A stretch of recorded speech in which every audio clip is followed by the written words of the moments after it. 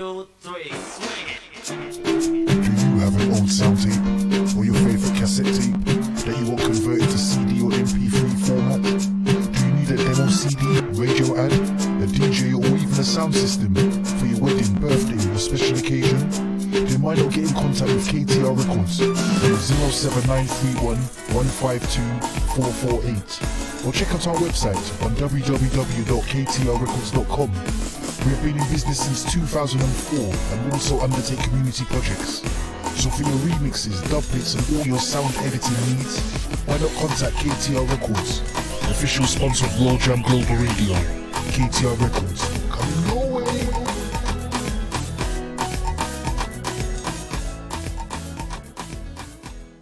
I was terrified about sharing the vulnerabilities of people with difficulties reading and spelling words. However, I can see the value in sharing, and I have taken the time to make some notes about this in my book, Dyslexic: The Silent Difference. You can get your copy now at www.a1tribe.com or amazon.com or amazon.co.uk. Thank you again, everyone, for your support. Red Promotions and Highly Blessed Promotions give you Tobago 2020. Tobago 2020, the ultimate carnival experience. Landing on Sunday, 23rd of February 2020. The all-inclusive holiday of a lifetime at an unbeatable price, starting from £1,349 for 7 nights, all-inclusive, with 10 nights optional. There will be fun-filled day and night events like the popular all-white party, pool party, barbecue boat ride, plus the carnival experience and much more. Music by some of London's finest, Courtney Melody, Commander B, D-Mac, TC Fords, DJ Matt and Euro Millions and more. So join us and let's live our best lives. For general inquiries, call 07729 190 026. For booking and more info, call SN Travel 10207 254 0136. Quoting Tobago 2020. Sponsored by VibesFM.net, MrMighty.co.uk, SN Travel and World Jam Global. Do you like music like this? Great music all the time. Or like this? The music you love. Maybe this. Great music that makes you want to turn up the volume loud. Or like this. Especially where human life is concerned. Surely, sooner or later, people will realize that lives actually matter. Then you're in the right place. Keep it locked to World Jam Global, where music is harmony. Music 24 hours a day, 365 days a year. Yeah, you're World Jam. Hotter than them. See live schedule.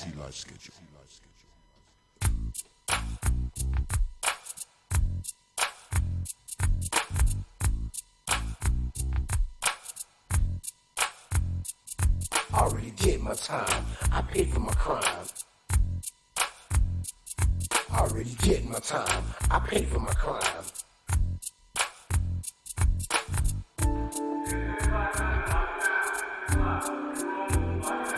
Already did my time, I paid for my crime. Already did my time, I paid for my crime. Already did my time, I paid for my crime.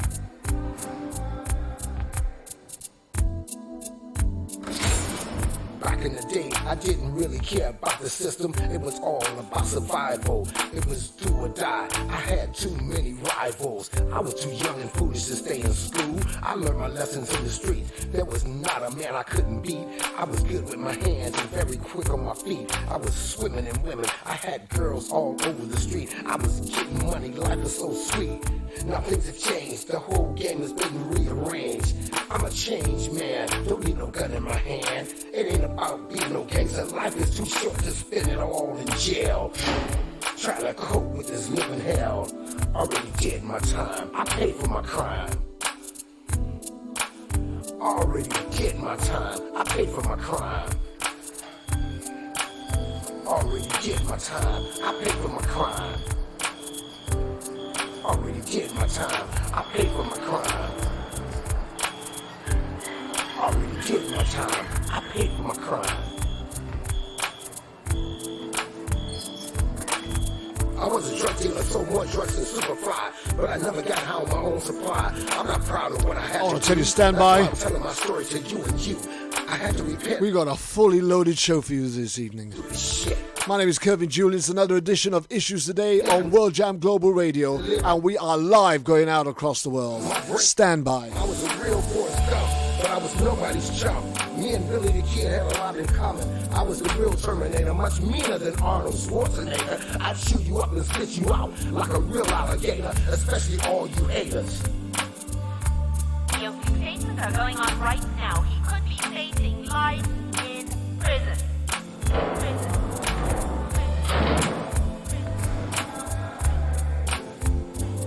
Already did my time, paid for my crime. Already did my time. Already did my time, paid for my crime. Already did my time. Pay for my crime, pay for my crime, pay for my crime, pay for my crime. Already did my time, I paid for my crime. Already did my time, I paid for my crime. I'm trying to get this felony off my back so I can get my life on track and have the right to vote and live like an ordinary citizen again. This is my message to all of my friends in the pen, statewide, worldwide. There was not a man I couldn't. I want to just say a big thank you going out to all our listeners, audiences and supporters from all across the globe. Especially a big shout out going out to Vanessa Whirling. She is calling in from San Antonio. She's just woke up, she says. I'm ashamed. Big shout out to another one of our roundtable panel, Mr. Patrick Lane. Life is too short. How you doing, sir? Clementine Olden. Trying to cope with this. I see ya. Already did my time. I paid for my crime. Kind of struggling to get onto Twitter at the minute, but I do know that the stream is going out live. Already did my time. I paid for my crime. Just checking that we're going out live on all platforms at the moment. Bear with me. Already did my time. I paid for my crime. I was a drug dealer, sold more drugs than Superfly, but I never got high on my own supply. I'm not proud of what I had to do. That's why I'm telling my story to you and you. I had to repent, I must admit, I was doing all kind of stupid shit. Now I sit back and think it over since I've gotten older. The life I used to live, I wouldn't do it again. I was young and dumb, my brain was so numb. I was a real Forrest Gump, but I was nobody's chump. Me and Billy the Kid had a lot in common. I was the real Terminator, much meaner than Arnold Schwarzenegger. I'd shoot you up and spit you out like a real alligator, especially all you haters. Already did my time, paid for my crime. Already did my time. Already did my time. I paid for my crime. Already did my time. The opening cases are going on right now. He could be facing life in prison. Well.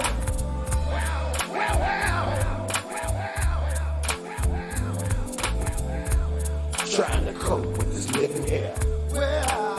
Well, it's another weekend and it's time for the shows to start, is what I said. Please join me today as we have a special guest speaker, Kristine Lee Rose, mother and advocate fighting for justice after her eldest son gave evidence against police brutality, or against the police in a police brutality case. Her youngest son was shot dead, with police claiming suicide. Jessie Lee Rose had everything to live for, and on this show, with support from our very own Stephanie Babb and Scott Rushing, we examine the evidence, we ask the questions, and we try and find the truth that will finally end this family's nightmare. Please stand by, and you're joining us live on World Jam Global Radio's Issues Today, along with myself, Kevin Julian, and my producer, TJ, that's Therese Geiger. Stay there. Not into temptation, but deliver us from evil. For thine is the kingdom, the power, the glory, forever and ever. Amen. Pay for my crime, pay for my crime, pay for my crime, pay for my crime. Pay for my crime. It's amazing, week in and week out, how we come across these stories, and they never seem to go away. It ain't about nothing. He who was out sin, let him cast the first stone. I'm trying to get this felony off my back so I can get my life on track and have the right to vote and live like an ordinary citizen again. This is my message to all of my friends in the pen, statewide, worldwide, and put down. Ooh, stop. Getting kind of hot in here. Yeah.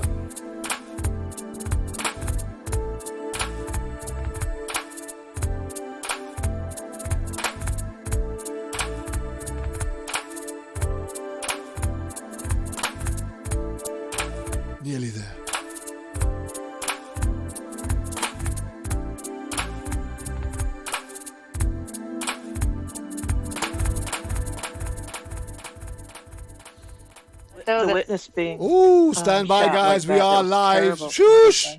Hello. Okay. Oops, we're talking. Sorry. We are talking. Okay. Thank you very much. Okay, so here we are. We are live, and we are on World Jam Global Radio's Issues Today, where our special guest today is Kristine Leros, mother and advocate. Alongside Kristine, we've got Scott Russian and Stephanie Ebab, alongside our very own producer, TJ, who's always holding things together. And we just really look forward to seeing what we're going to do today. But let's first, before we do go any further, let us first bring in TJ and say, hey, how we doing, TJ? Good. How are you? Well, a bit tired, but hey, Good. we know what I've been up to. Yeah. I know. You don't ever quit. Yeah, well, life's too short to give up and stand still, right? Yeah. Well, yeah, absolutely. Anyhow, And the older you get, the more you want to move, right? yeah, Because that wisdom comes in. something like that. Anyhow, we've got a great show lined up today, haven't we? You know what? We got about 10 shows left until the end of the year. Wow. Can you believe that? Are we there already? The end of the year already? Yeah. Wow. Yeah. And every show has been a real humdinger, big one, right? Right. You know, With it huge really has. impact, yeah.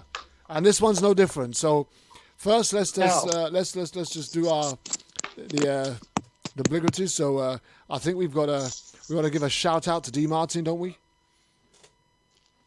Yes, Dee's had a really, really rough week. And I don't know.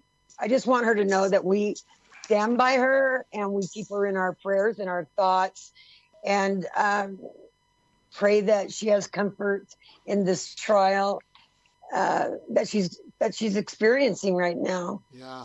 I don't think we know exactly what's going on, but she's definitely been having a bit of a tough week, hasn't she?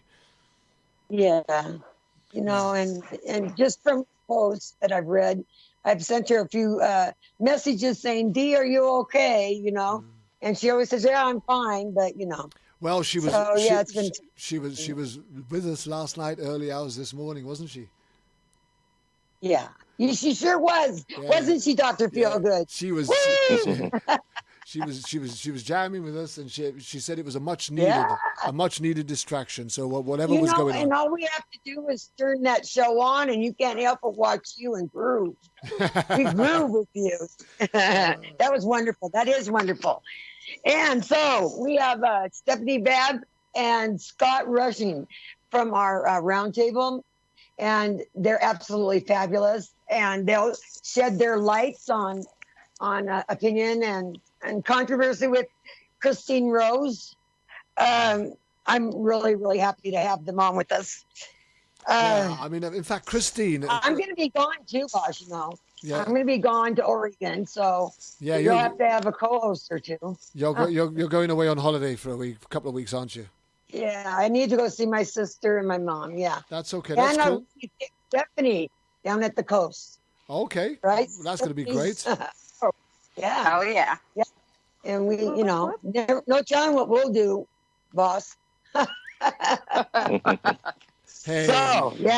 So a big shout out to Mary Kofinko. We had her on the show a while back, didn't she? Yeah, she says a big hello anyway. So hello. What's been going on this week, TJ? With me? Are you kidding? I've had to buy a personal computer. I've had to buy a tablet, and I've had to buy a cell phone. Wow. And thousands of dollars later, I'm back online. Here I am. And I had viruses that were put on by CDs that I had that had viruses from the police departments. So that doesn't surprise me in the end, But it cost me a lot of money. And so I'm back, though, and I'm hoping not to get kicked off. But that's where I've been. How about you? Well, it's been a great week for me. We apart from we lost one of our homeless guys this week on Wednesday, a very young man, which was very sad. We'll be saying some words and some prayers for him out on the streets tomorrow when I go out there. His family are very, very, very upset by it. I've been speaking to his auntie throughout the week, and she was very upset. So, but apart from that, I mean, there's been some great stuff. I've just been given another booking to go into another prison up in the north of the country, doing a double gospel service on December the 8th. Oh my gosh! Yeah. So, oh my gosh! Yeah. So that's going to be another day where they endorphins kicked in to last you a year, boss. Yeah. We're going on. Yolanda McNair says that she's here, she's there, she's watching, she's tuning in. So yeah, Curtsy. Miss Curtsy. So yeah, but we've also got Scott, and I do believe Scott went away. Scott Rushing, yeah. Yeah, Scott went away. He's been in Montana. He's all over the place, boss. Okay, he's all over the place, and he's just such an inspiration to me, and to many, many people. You know, he's just amazing, and he had to go to Montana. So let's get some feedback from Scott. I'm here, and it is kind of amazing that the reason I was in Montana is to be present at a deposition, and you all know what a deposition is, and if you don't, you will if you move forward in your lawsuits. And my expert that I had hired as what we know in the business as a rebuttal witness to the deputy sheriff who used a dog to bite my son. And just to remind Kristine and the listeners, my son Tyler Scott Rushing was 34. He was killed in an officer-involved shooting in Chico, California, the home of Chico State University, just a few blocks. We just got a lot of noise in the background at the minute. There's some noise. It's not. That was me. Okay. My daughter's baking some dip, and I had to make sure she did something correctly. Okay. Please mute your mic, Kristine. Thank you. Okay, I'm back now. It's quiet. All right. So just to give a quick background, my son was killed a little over 2 years ago, and until he was killed, I was completely ignorant of the criminal world. And I think a lot of our listeners and roundtable members know where I am because, my son was working a music festival. He was in that world, and then he worked for me. I have a small real estate company. Yeah. But he went to a festival and he was working, and fortunately the last words I said to, he said to me, "Love you, Dad." And I said, "Love you, son." And he got in his work truck and headed out to the festival. And then a week later, the next time I saw him, they were at the mortuary. A mortician was pulling his body out of a refrigerator. So it was a major jolt to my system and my wife. And we've been married 46 years. Our son was 34. We had a very carefully planned, family, and I didn't know anything about the criminal world. Well, I've had a hard education, and I think you all can relate to that. And so yesterday, I left Los Angeles Airport Thursday morning and flew to Missoula, Montana. Not easy to get there, for a 10 o'clock deposition yesterday morning. And then that went to about 1:30, and then I flew from Missoula back to Los Angeles last night. So I went from Los Angeles to Missoula to Los Angeles in about 24 hours. And in the middle, we had this deposition of my canine expert. I don't think any of you have had that horrible, maybe you have, of having your loved one attacked by a police dog. Overall, I don't like police dogs. I never really did. They're still pretty wild animals, and they're taught to bite. That's their number one pleasure reward, is a bite. And of course, they have to bite a human. They don't get any pleasure out of biting a doll or a mannequin. Their pleasure comes from biting a human, which is, as Teresa said, someone's civil rights are being violated when a dog is biting someone. And unfortunately, my son, the evening he was killed, he was shot 3 times, bitten by the dog from the calf upwards. I won't get too graphic, but from his calf upwards, he was bitten by a dog. A Belgian Malinois, Curvin, by the way, a Belgian Malinois, which I learned yesterday, is the most aggressive police dog being used today in the United States. Wow. And that was used on my my son. And the expert witness actually had the skeleton of the jaws of the Belgian Malinois. And the bite and the opening of the mouth is frightening. And that's what my son saw when he was being, one of the last things he saw was these jaws coming at him in those locations. And I didn't fully know that until yesterday. And it did make my head a little light, I got to tell you. I was spinning just a little bit in this office listening to an expert describe what a Belgian Malinois can do to someone, knowing that that happened to my son. And the defense attorneys for the sheriff, of course, they're trying to disparage my expert, disparage the use of the dog, and justify the use of the dog. But I learned a lot yesterday, and it's all very frightening about the use of the dog. So I had a lot of time to think about that, coming, flying and coming back and forth. And my story, it will continue in November, and then I'll wrap up.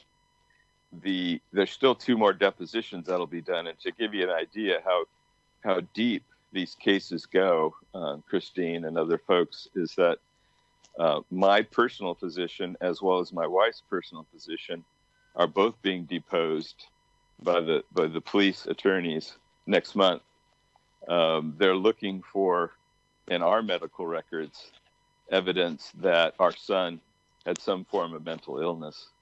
Wow. And that we have failed to disclose that in our own depositions. And I was deposed for 7 hours in April, 7 hours by 3 different attorneys in April of this year, and my wife for 3 hours in May of this year. So they have 10 hours of deposition just to try and discredit you. Yeah, it's a form of harassment, and of course they're also looking to see if we've lied, or which is called impeachment. If we get to a jury trial, which is likely, Curvin, and that's going to occur. My attorney feels if it goes to trial, and that's what I would like, win or lose. I would like a trial. I would like the jury, I would like the public to see what this dog can do to people, what these cops did to my son. And then just to wrap it up, at the end of my son being shot and bitten, he got tased when he was laying on the floor of this bathroom. In his own blood, he got tased because the officer just wanted to see what would happen. And he was tased in the rear end too, just to give you an idea of what I say a sadistic attack. Demonic. On my son. So yes, demonic is a word that we mentioned off the air, by the way, Curvin. The evil that was in that I'll room. say on air, demonic. Absolutely horrifically demonic. Yes. And that sort of does lead into Kristine's case, because I think, reading what I did, and she can explain it, there's a definite influence in law enforcement that is evil. Yeah. And it's there, it's present, and we at the round table see a pattern. And I feel my calling is to, now after the last 2 years of coming from complete ignorance to a fairly educated layman about criminal officer-involved shootings and police brutality and excessive use of force. I have learned a lot, and that's my calling. I'm going to be sharing. That's why I appreciate, Curvin, you doing the round table and taking the time and energy, and I admire you greatly for what you're doing, because we've got to get the word out. It's up to people like me, I'm calling myself, and you guys, to get that word out there, that there is evil in law enforcement, and it crosses all lines, and it could happen to anyone at any time, that you could lose a loved one. Then the cover-up, the pattern of cover-up, careers, money, reputation, the family is victimized again by the cover-up, which is what Kristine's, I'm sure, going to mention. So I'll just leave it at that. That's my update. My case continues. The trial, if there'll be a trial, which will likely be in 2021. So we're still a year and a half away from a trial in my case.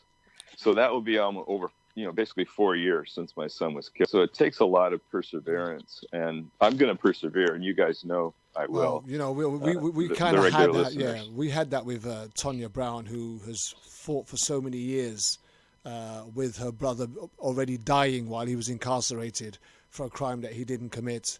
So we know that, the families that are absolutely committed for fighting for the truth and justice. And so we are 100% confident that you will fight to the very end for your sons, Scott. We are supportive of that. You are part of our roundtable team, which makes you one of our family. And we'll continue to stand alongside you and support you with that and update our audience and listeners as and when anything develops. So thank you very much for that update. Yes. And all I wanted to add to that was, in this world, most people just seem to think that, bad things only happen to bad people. And most of the kids that are caught up in this kind of controversy or tragedy are normally raised by bad, poor parents who live in the ghetto, who have been dragged up with bad upbringing and live around people that are swigging, beer out of bottles on a street corner. And that's it's so wrong. But here's the thing. In this case where we're talking about with Scott Russian, we're talking about a godly Christian man who's raised his family in a godly Christian environment, who is not living in the ghetto. He's not poor. He's not claiming to be rich, but he's not poor. He's not living in the ghetto. He's an estate agent, or I think, is that the right term? A real estate broker. Real estate broker. So, fortunately for Scott, he's got some money behind him that really pushes him in his ability to fight for justice. But I just don't think that the justice system realized who they were messing with when they picked on Taylor Russian, So what the point I'm trying to make is... That's exactly right, yes. The point I'm trying to make is this doesn't just happen to poor kids in the ghetto. This can happen to anybody. Right. The thing is, they may have thought that Taylor looked like some guy that was from the ghetto, but they picked on the wrong kid when it came to this one. And all it's done is just showed the corruption that's within law enforcement right across the board, because the moment they make a mistake, they carry on perpetrating that mistake by making another mistake on top of it to cover the mistake that they made. And my wife often says this, exactly. Once you start with a lie, you've got to back it up with another lie in order for you to try and justify where you are. And that's where we are eventually going to catch them out. Because I'll tell you what the Bible does say, right? And I think it's Hebrews 32:23. It says, your sin will find you out. So, if you're a God-fearing person, I want to tell you this. Just be sure of one thing. No matter what they do, no matter how they try to cover it up, eventually their sin will find them out. So we stand on that. We stand on that word. We stand on that promise. And we're totally hopeful that eventually, we'll see victory in our battles for justice for family members and people that are involved in this type of thing. So thank you again, Scott, for that update, and just know that we as a family and a team are just really 100% behind you. Okay? Thank you. Okay. Thank you, Kervin. So with that, we did that. We wanted to get an update on what was going on with Scott, because we knew that Scott had gone away this week for these depositions, and we wanted some feedback, and we're glad that we'll be able to feed that back to you. And if you are a family member who's fighting for justice, for the loss of a loved one or whatever, you'll be able to get an understanding of just how deep and how hard this battle is, and how committed you need to be, and how far you might have to go when you hear the likes of Yolanda and Stephanie and Patrick and Scott and all the others that we have on the round table. When you're fighting for justice against law enforcement. So thank you again for that update. Now, without any further ado, we do have our special guest speaker, and I'm going to introduce her now without any further ado. Her name is Kristine Lee Rose.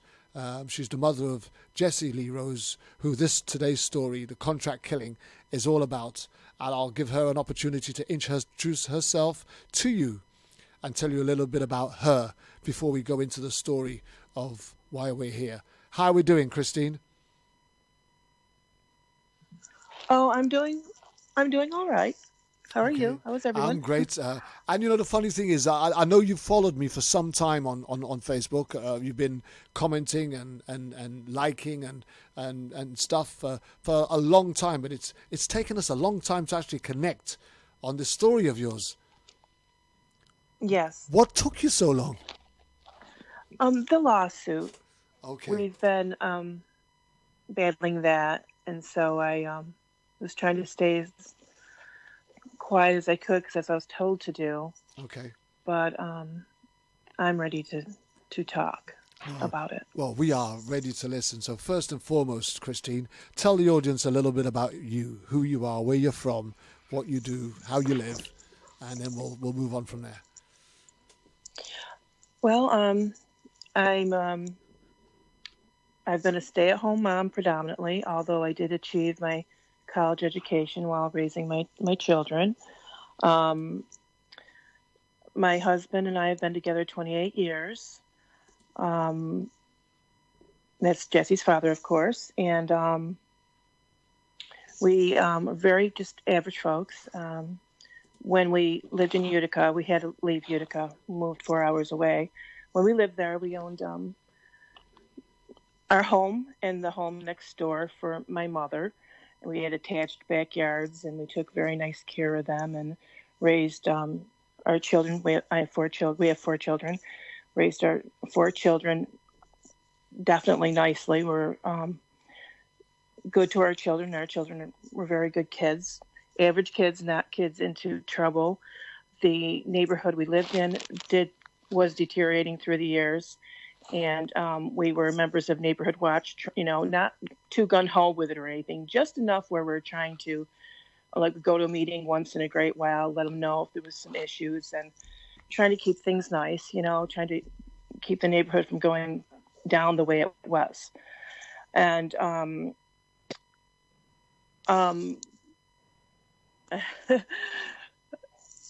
That's okay. Take your time. Yes, I should have made more notes, but and that's about me. And Michael always worked hard.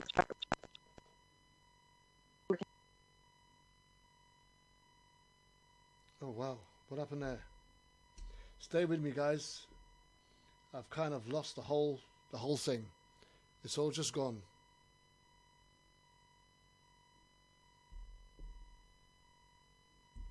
Wow. Bear with me, guys.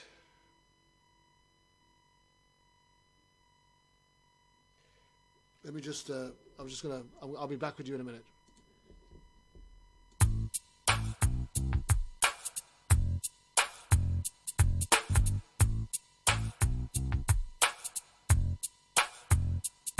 I already did my time.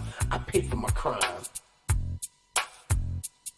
I already did my time. I paid for my crime.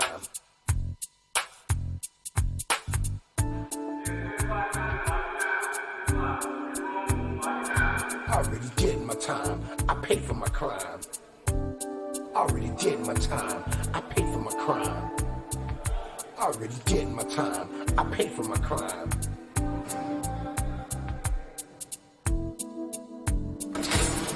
Back in the day, I didn't really care about the system. It was all about survival. It was do or die. I had too many rivals. I was too young and foolish to stay in school. I learned my lessons in the streets. There was not a man I couldn't beat. I was good with my hands and very quick on my feet. I was swimming in women. I had girls all over the street. I was getting money. Life was so sweet. Now things have changed. The whole game has been rearranged. I'm a changed man. Don't need no gun in my hand. It ain't about being no gangster. Life is too short to spend it all in jail. Trying to cope with this living hell. Already did my time. I paid for my crime. Already did my time. I paid for my crime.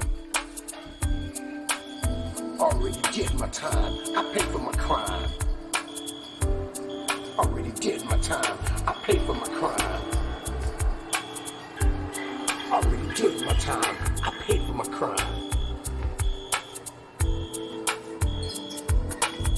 I was a drug dealer, sold more drugs than Superfly, but I never got high on my own supply. I'm not proud of what I had to do. That's why I'm telling my story to you and you. I had to repent. I must admit, I think that I was doing all kind of stuff. This is everybody's son.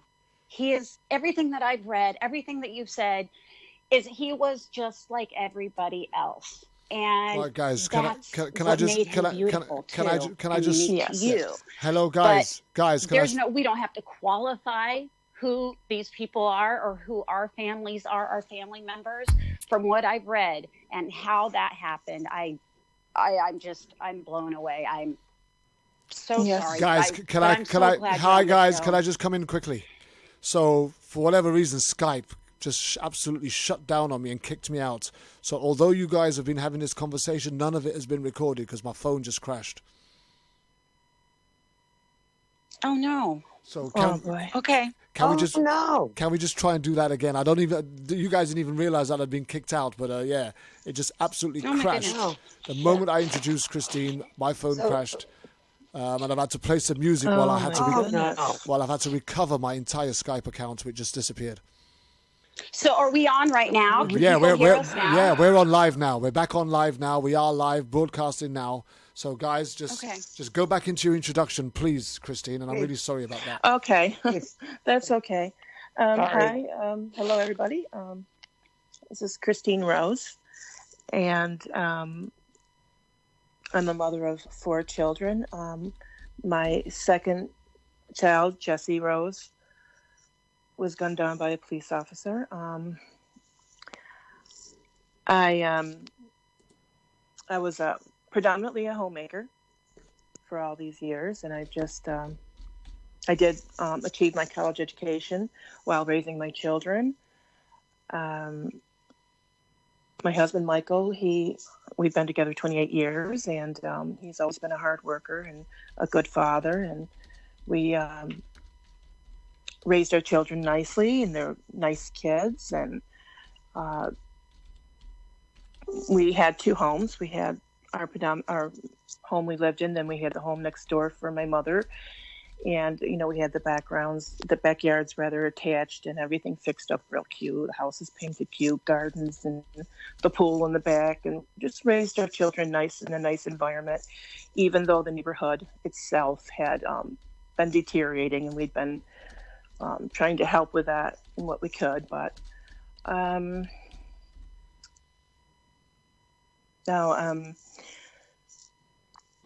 yeah, the thing is, Kristine, it may well be, it's not about whether you've had a chance to take notes or not, but the bottom line is this is very difficult for you. I know you've waited a long time to get on the show and share this story, but we're with you. You've got support around you. We have a wonderful team that are alongside you in Scott, Teresa and Stephanie, and there's a wonderful audience supporting you all the way through this. So we'll get you across the line on this one. So here's the thing. So how much have you been involved working with other groups as far as advocacy is concerned? Have you been invited to meetings or places where you were able to share your story?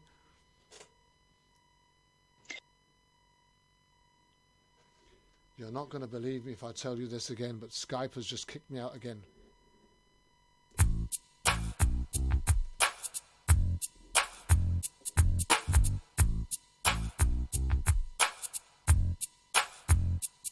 I already did my time. I paid for my crime. I already did my time. I paid for my crime.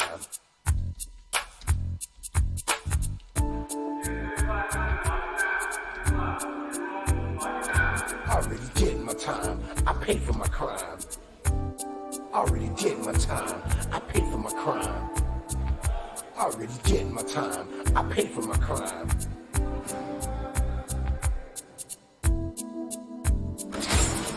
Back in the day, I didn't really care about the system. It was all about survival. It was do or die. I had too many rivals. I was too young and foolish to stay in school. I learned my lessons in the streets. There was not a man I couldn't beat.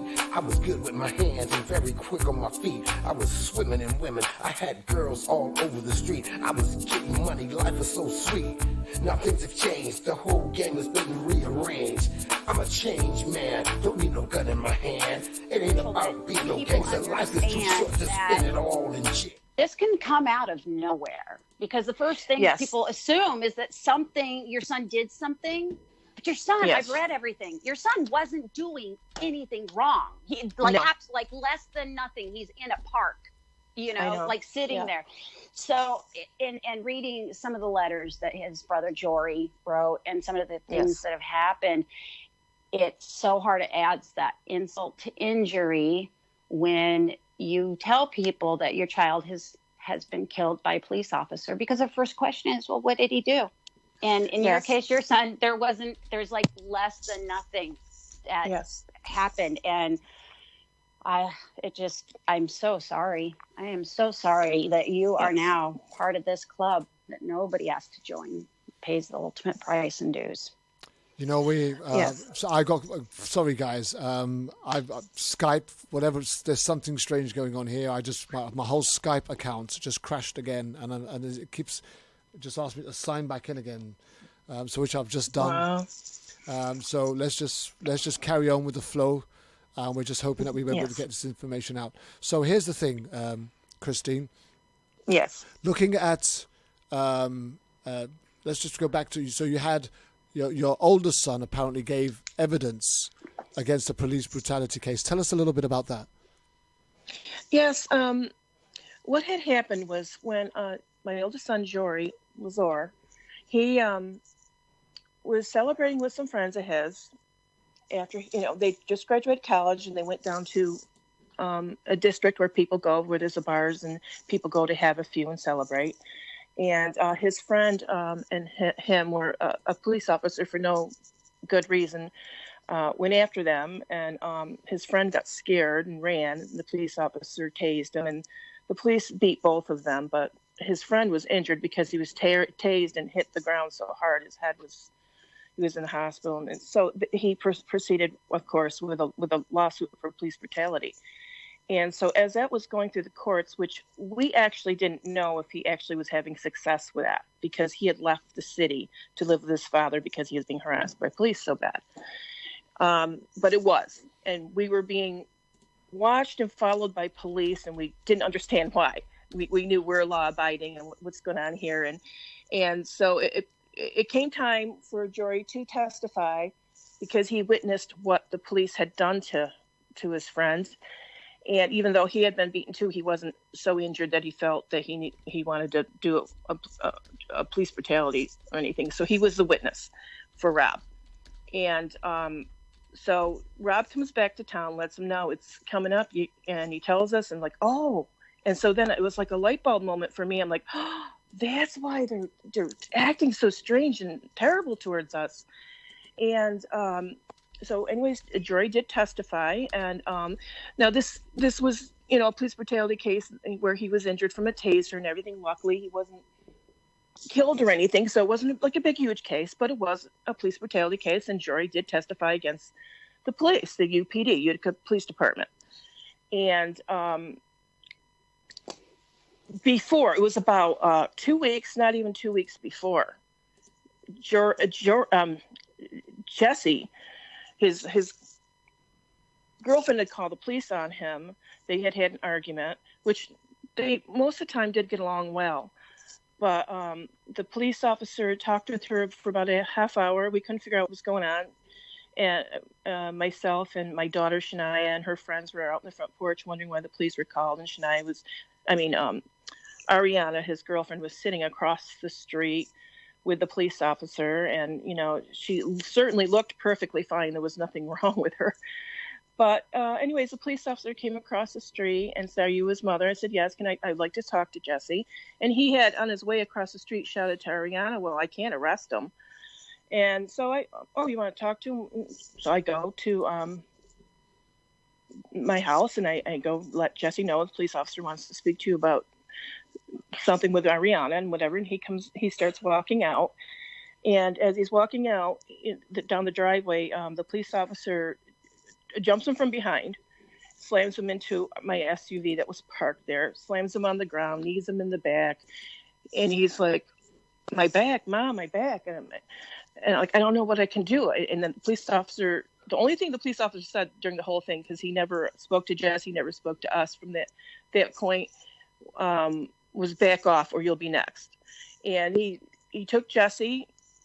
He just took him away. He never said why. He never put him on arrest. He never talked to him to get his version of the story, because unfortunately Jessie's girlfriend, she was a pretty girl, but she was dealing with more mental health issues than I knew about at the time.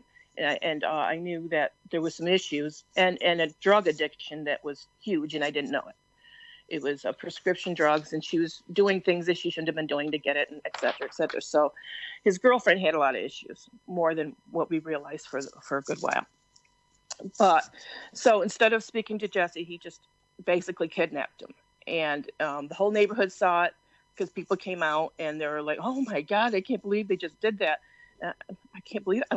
What do I do? So I started calling down the precinct to find out where my son was and what's going on here. And so then they told me, and they told me the bail. And so, of course, I wanted to get him out of there as quickly as possible, because I didn't trust what they're going to do because of how badly and how peculiar, how they've been stalking us. And I just knew him being in police custody wouldn't be a good thing. So luckily, between my mom and us, we were able to get up the bail, which they had set at $1,000, because the girlfriend made claims that he hit her. They had an argument that he hit her, but there was no marks on her, and we didn't believe it. So we bailed him out. I was able to do it by the next day, and hired a lawyer so he'd have proper. The public defenders they're not going to do anything proper. So I think that made them even angrier that we were fighting it. And we do obviously believe that the reason they did this, like a week, I'm trying to remember exactly, it was a week or two right before Jory was due to testify, was they were continuing their trying to intimidate us. And because they never should have, I'm not saying that they shouldn't listen to someone that makes claims of things like that, but they should actually make sure they do talk to the other person. And they didn't do that, and they refused to talk to him. And Jessie told me the police officer wouldn't even answer him in the police car. He just refused to speak to him at all. So that's a kidnapping. They're trying to intimidate, I guess. I thought maybe they thought Jessie was Jory. They're about the same height, same description, but Jory was an iron worker. He had graduated college and he was an iron worker. He was working out of town.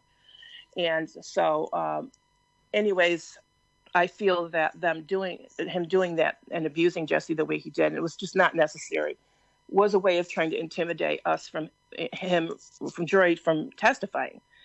But Jory did testify. And then it was 8 weeks later that Jessie, in fact, after Jory testified, they just kept stalking up, and even worse. And they were focusing on Jessie mostly, but they did follow me. Yeah, so we've got to the point now where your eldest son is he was the one that was giving the evidence against the police brutality case, and now they're targeting Jessie for whatever reason. Yes. Yes. Now, because of the various cutouts that we've had, our audience have missed great big chunks of the preceding conversations that were taking place before we got to this point. So at this point, before we start talking about what happened to Jessie on that day, majority of them are still asking for you to just review what was Jessie like as a child growing up. If you just round it up a little bit for us, just to take us back there. What was he like as a child, as a son, as a brother, somebody that you're growing up at school? Just give us a little bit of a background on that before we go into what happened on that particular day. Okay. He was a very pleasant child, very easygoing, very a lot of fun. Him and his brothers had a lot of fun together. He played through the years. He played a lot of Legos. They had a lot of Legos, and he played lacrosse with his brothers, and out at the Oneida Indian Nation, he played for them. And he also, every summer, I brought the boys through the years out to the Oneida Indian Nation to go to summer program, because it was better for them in the summer to be out of the city and the environment that was there. And they always loved it, did a lot of swimming, and they would go on little trips and things like that. And he loved that. Plus, we always did the camping trips. He loved that. He was very outdoorsy. When he was a kid, he liked Army things. He liked to play Army, and he actually collected a lot of Army things. And him and his brothers and some of the boys in the neighborhood, they would dress Army and put up some Army tents in our backyard and just play like that. And he made things. He used to he made his lacrosse stick, a wooden lacrosse stick, but that one is mostly not the one he played with. That we keep that nice, because the wooden ones are rare now. But he was well liked in school. He did have a learning disability when it came to math, so we'd have to get extra help with that. But he was very smart, though, very smart with computers, and very handsome. Always, even the teachers had mentioned, what a beautiful child he is. He was just really a beautiful, nice-looking human being. And he was a good person inside, most importantly. Always had a good heart and very protective of his family and even his friends. He knew judo. I'd sent the boys to judo for a while, and he knew how to defend himself with the judo. And there were some times living in, basically it was the hood. Even though, we had our homes very nice and we had our own little world there. We used to even talk about that. You go out that door and it could be iffy, but he knew how to defend himself. And there were times he did with the judo. And, okay, well, that's so cool. So just before we move on to some other things, just to round up what we were talking about prior to this, and it's a question from what a lot of our audience are looking at. The case that Jory was testifying in, how did that case actually end? Rob did not win. The police won. So as they always do. Hoped for. Yeah. Yes. It was no surprise. But but when they started to target Jessie, was that case still live? Basically, yeah. I think they're still negotiating. If I remember, I remember Rob saying that, something to that effect. Exactly, what happened to it, I don't know, but I think it was just the matter that Jory testified against them, and they're just. It's almost I'll teach you a lesson mentality. Oh yes, it was. Actually, there was a lawyer in the Utica area who had been winning police brutality cases that they actually went after him, and somehow or another they're able to have his lawyers. He hasn't been able to lawyer for 8 years because something they did to him, which is another long story, which isn't mine to tell, but that's how vicious they are there. Just a quick thing, is that you rustling all of that paper in the background? No. Okay. No, I'm not touching anything. Okay, there's a lot of noise in the background. Let me just ask this question. I think it may well be TJ, so not to worry. At this time, once Jory had testified, is it correct to say, was this about the time where he had to leave the country, or he had to disappear, or had to go into hiding? Jory was after they gunned down Jessie, that he moved to Canada because they had went after him the next day. Okay. And I do believe, had he not gotten out of the park, that the very same thing may have happened to him too when he was at the vigil for Jessie. So now that we have, we're at that point now. I think we've kind of got the picture in our minds now. We kind of know what kind of a guy Jessie was. Just one final question before we move on. Up until this point, was Jessie known to the police? Did he have a police record? Was he on their radar? Had he been getting into trouble with them recently or over a period of time? No, just the incident with the girlfriend, and there was an incident before that, and it seemed to it was all like right before this case was coming up, and I think So were there any acts of violence? Was he known to be violent? No. So he had no. Did he have a criminal record? No, he wasn't out there getting in trouble for things. No, it was just this issue he was having with the girlfriend. So there was no drugs, there was no alcohol, there was no stealing, shoplifting, thieving, fighting on the streets or gang warfare. No, he didn't do any of that. Knives, guns, nothing. No. That would actually... he wasn't into the gang kind of life at all. Nothing. He was not interested in those kind of things, and he was actually anti-drug. Really, he really did not like that type of thing at all. So there was no relationship between him and the police, and the only reason that he got on their radar, unfortunately, was that his older brother was giving evidence against the local law enforcement. Well, yeah, that would be the main reason. Like I say, I think they kind of used the girlfriend, who the police were aware of the girlfriend. The police knew the issue she had. She had issues because of the issues she had. So they kind of used the girlfriend to get to Jessie is what they did, because Jory was going to testify against them. They were finding their way in to her to do something to us, to harm our family. And that's what they did. They used the girlfriend. Now, please, in your very own words, can you share with us what happened on that fateful day and how you got to hear about it, and then we'll move on from there. But just tell us what you know or what you know of that took place on that day, and then tell us how you got to hear about it. Jessie went to the park to meet his girlfriend. It was the 14th, and they used to like to meet on the 14th because they met on Valentine's Day, a year and a half before that. So they hadn't been able to communicate well because his phone didn't have minutes on it, and I don't believe she had a phone. But that's usually what they would do. They would meet at the park. So he goes there, and something happened in that park.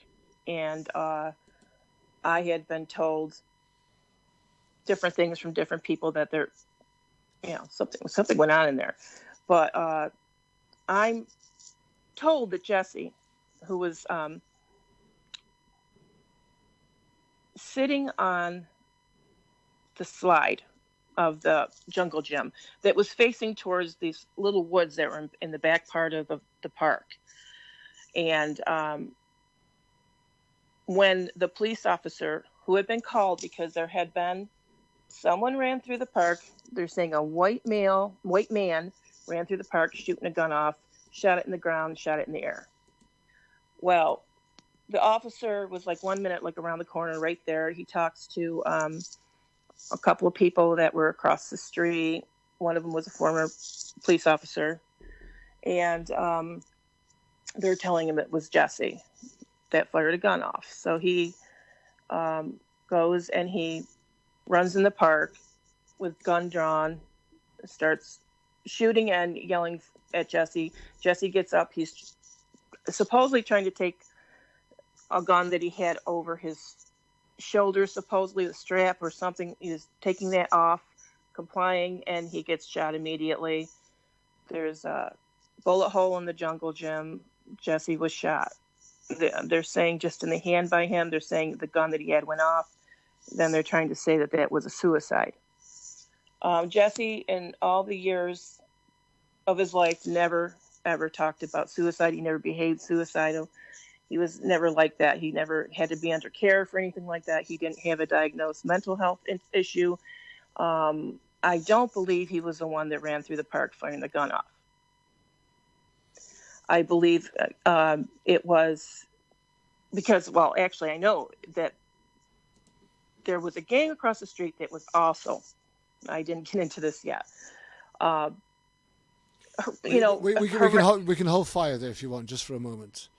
Yes. And let's just look at and review where we are and what we have, so that our audience can Yes, it's a really... complicated story to tell. There's a lot to a lot of different facets. So here's the thing. How did you get to hear of... Oh, it was more than 5 hours went by after he was shot. And mind you, this is like 6 blocks away from our house, but you know, it's far enough where we wouldn't have heard it or anything like that.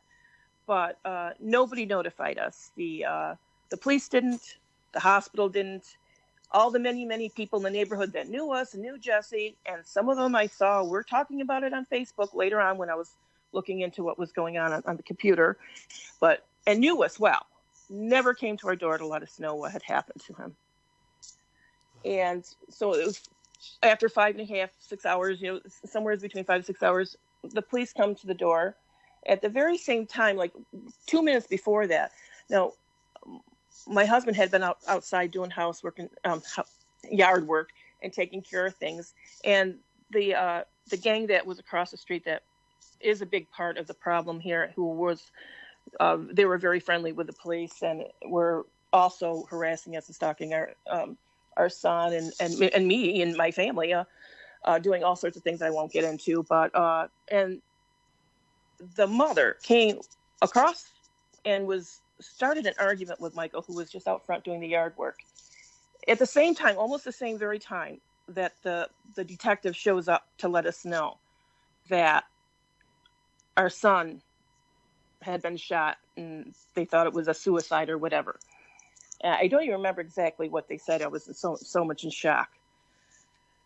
And so this woman was arguing with Mike, which, you know, we never argued with these people. We're not that kind of people, but they were... At the time, and she knew this detective, and he says, "Oh well," and she's, what did she say to the detective? "Oh, they called the police on my son," which we did not do. And these are the people that she was actually in prison for murder, and there she was raising her children that were gang members, right there on the same right there.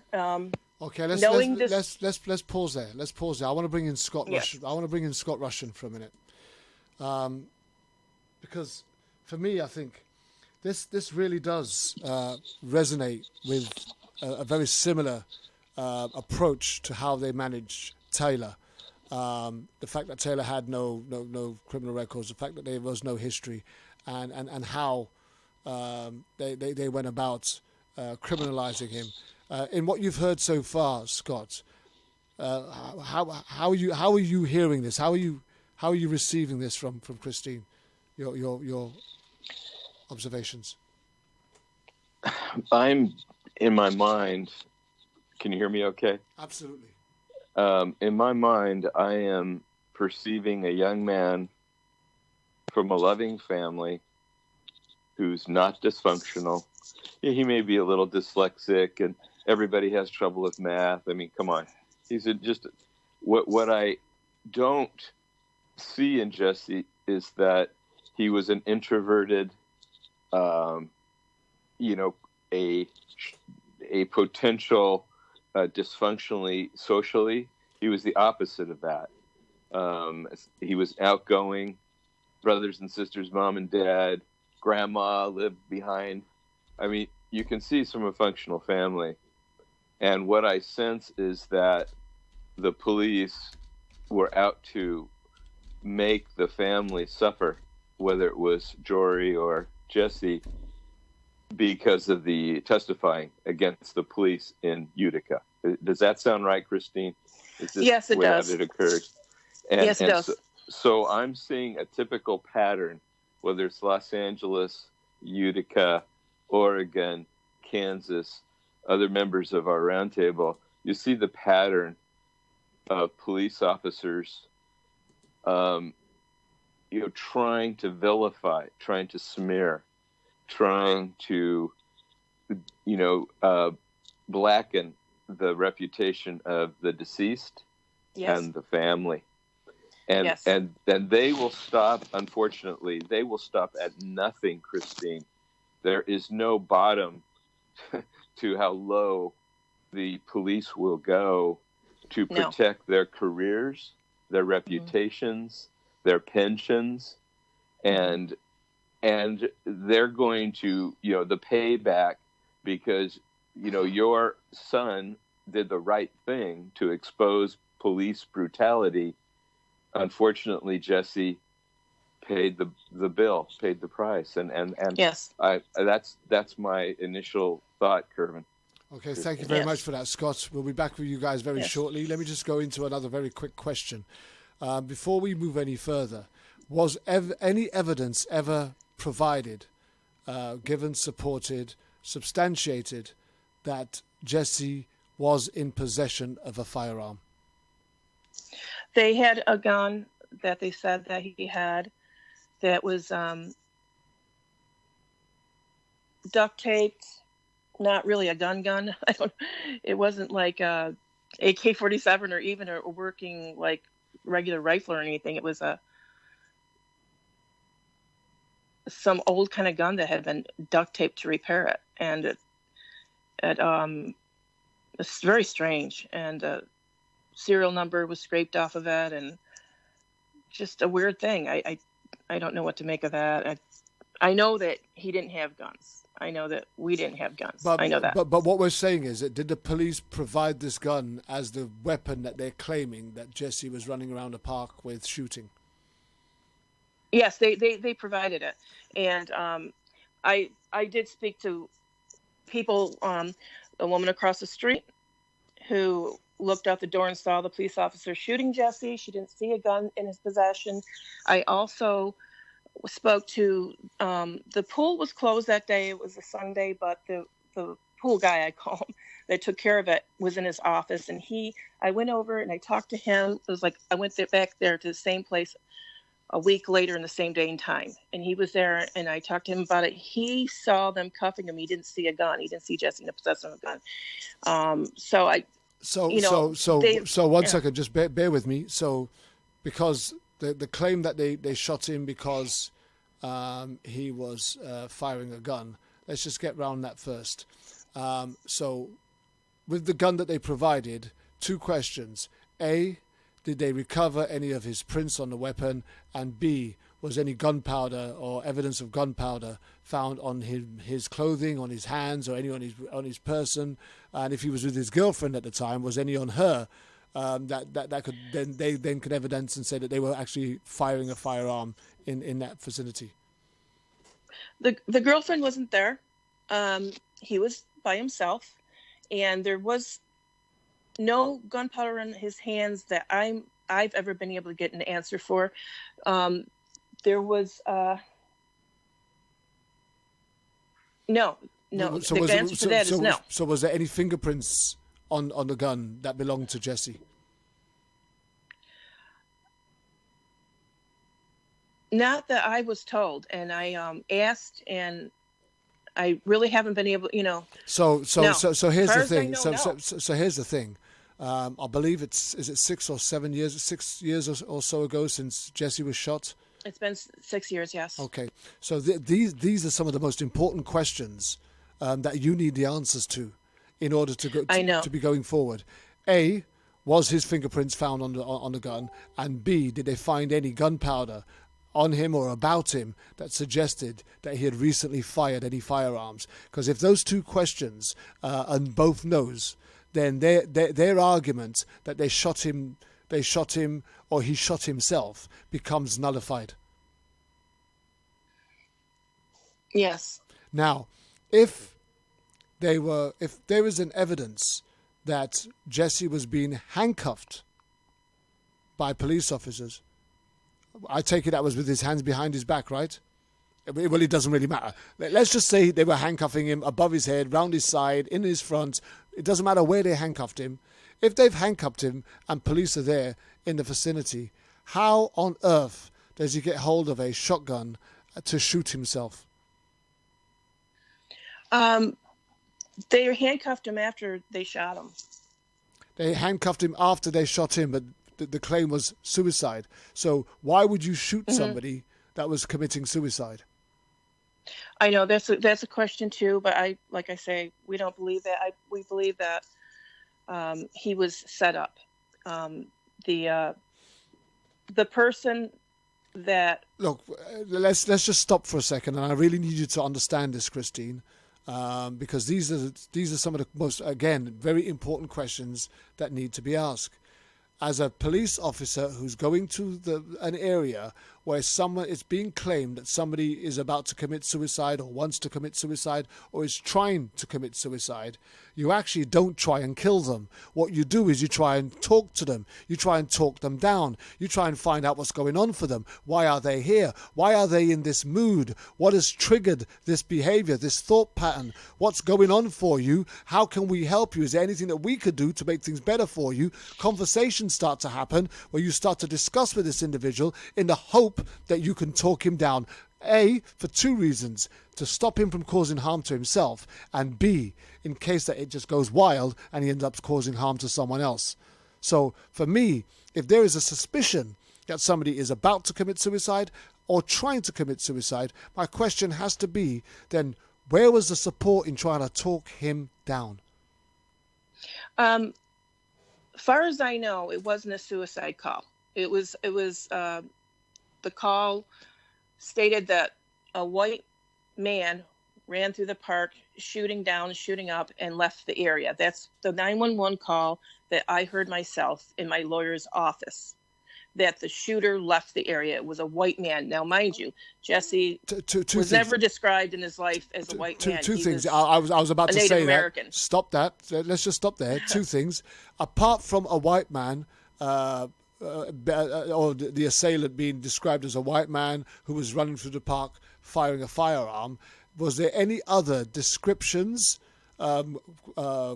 clothes or appearance evidence or that was given to describe the particular white man that was seen running through the park? I mean, was he wearing a grey tracksuit? Was he wearing a blue pair of jeans? Was it a red pair of trainers? Jesse was dressed in black jeans. Not what Jesse was dressed in. The white man who ran through the park with the gun. Was any more... He was dressed in black. He was dressed in black. They're saying he was dressed in black and was wearing a cap. Well... So now let's describe what Jesse was wearing, please. He was dressed in black, wearing a cap. But he was young, and he did not look like a white man.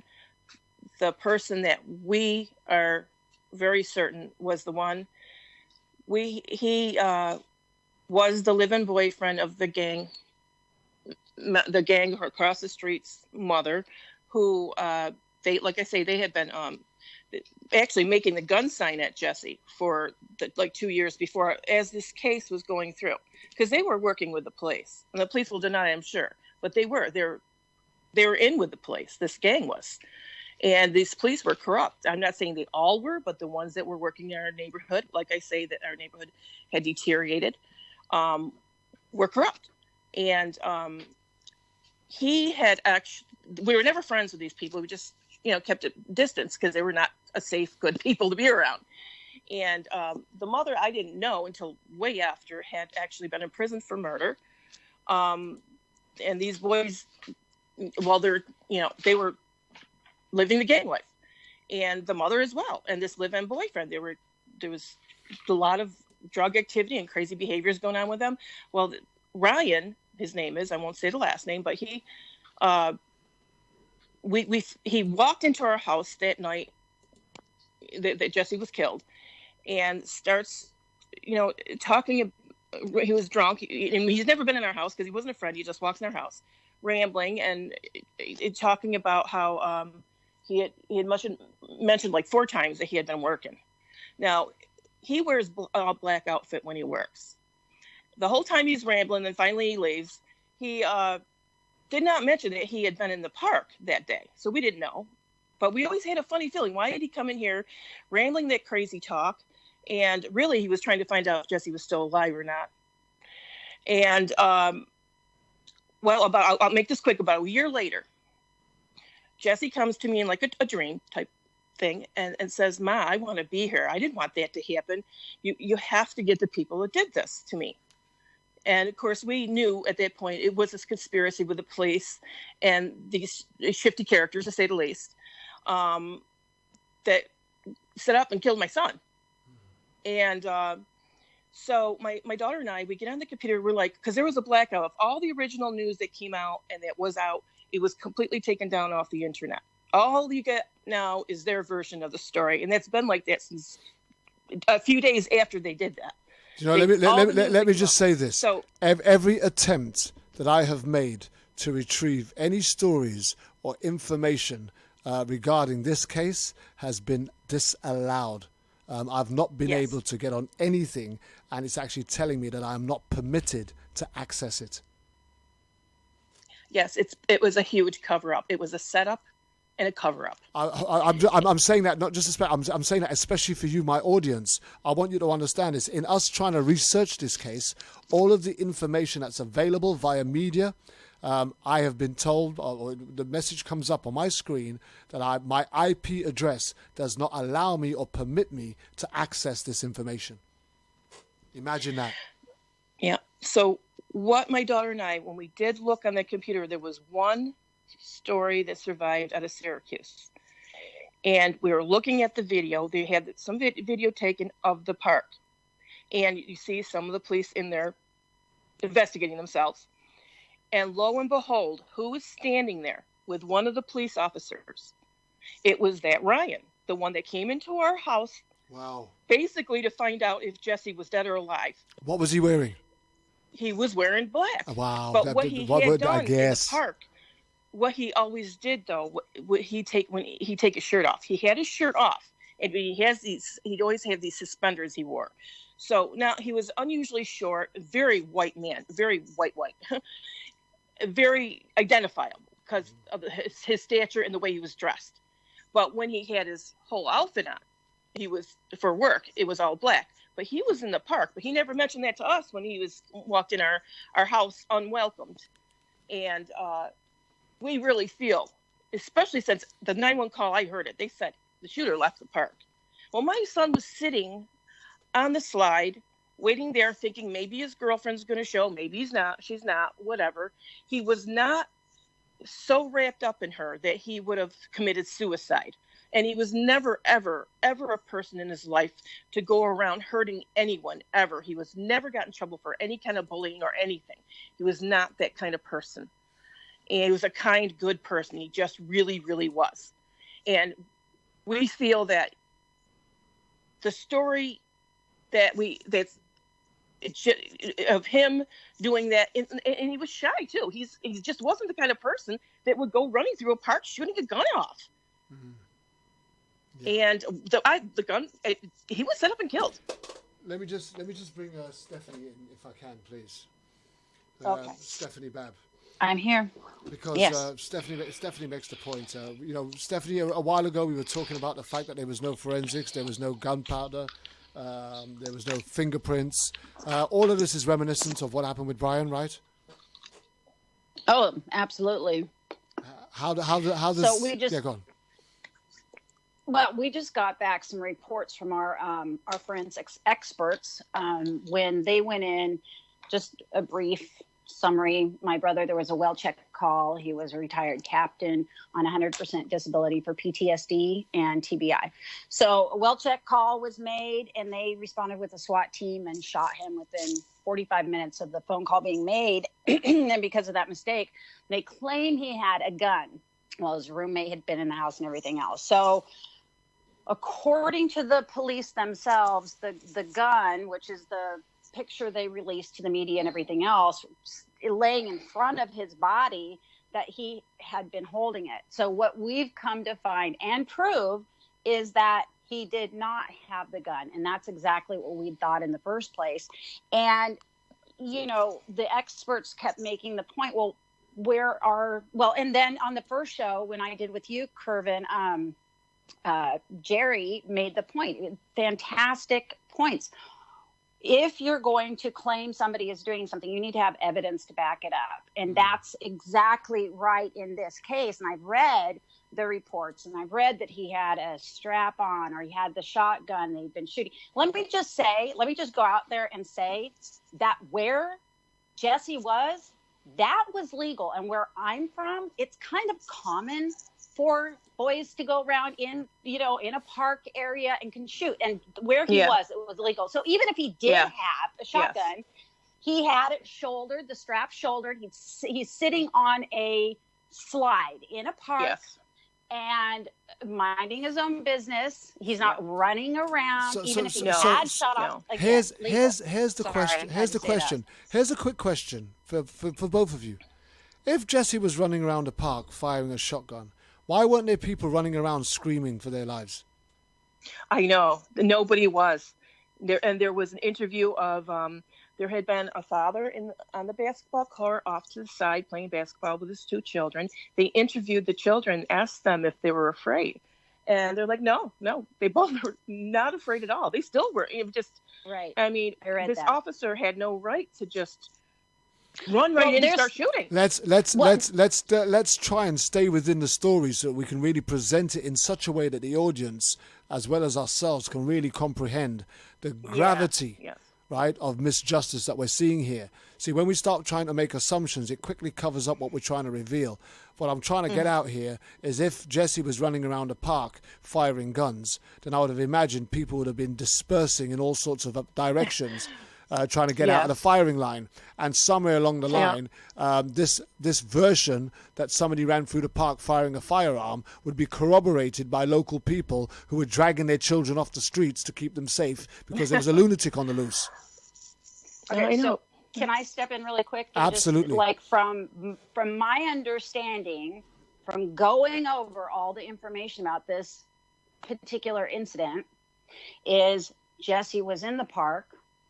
He did have a shotgun. The strap was shouldered all the way around, so it was behind him. He was sitting at the bottom of a slide in the park, kind of faced away from the parking lot, sitting away. So he didn't even see a police officer approach him from behind. He had no idea. No. And it was, like I said, it was just a normal. And I know that there are people out there that say carrying guns is not normal, but where I come from, it definitely is. So I'm just going to say that. So he's facing away. He's sitting there waiting, kind of contemplating what's going on, his girlfriend thinking about it. And when he gets told to put the gun down or something, he goes to do so, to take the strap off over his head, over his shoulder to set it down. And that is when, as he's faced away, slightly away from the cop, that's when he gets shot. Is that right? And then that's how it goes. They're saying yes. So what the hell? So let's oh my God. let's hold on. Let's just get right to it. Let's just get right to it. So it's claimed that the officer shot him. So at what point did he commit suicide? Yeah, right. Yeah, exactly. It was not a suicide. He was not suicidal. At what point, if he's removing the gun from over, let's just say that their version of events is right, and what you're saying is correct, Stephanie. We still haven't been able to verify this disbursement of panicking children and people from a guy who's going wild with a gun in a park, but he's got his back to these officers. He's taken a gun from over his head because it's a strap-on, and it's allowed.